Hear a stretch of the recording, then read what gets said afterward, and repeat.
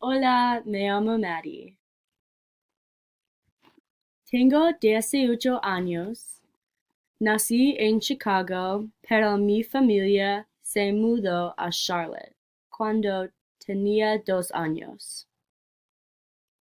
Me gusta ir a playa con mi compañero de cuarto, Brody, y mi novio, Matt.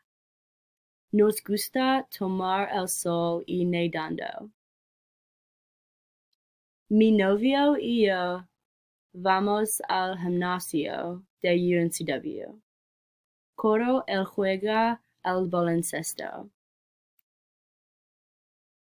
Cuando estoy en mi habitación, me encanta ver Netflix. Veo películas y programas de televisión. Mis programas favoritos son The Good Place, Criminal Minds y How I Met Your Mother. También estoy escuchando la música de Spotify. Me molesta la música de country. Me encantan los gatos.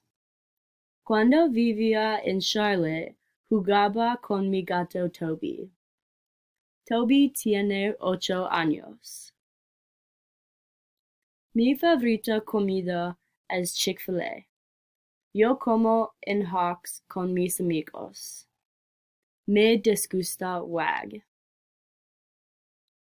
Durante la semana trabajo en Cape Fear Seafood de Leland. Soy una anfitriona. Los fines de semana toco la guitarra.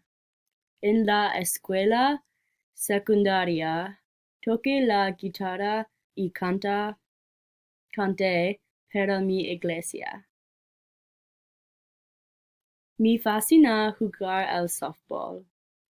Empecé cuando tenía 8 años con mi hermana menor Carolyn.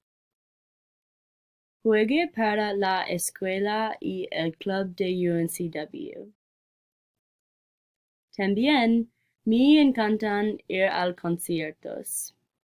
Vea a Travis Scott, Kesha, Post Malone, Khalid, Judah and the Lion, 21 Pilots, Maroon 5, Halsey y Sam Smith.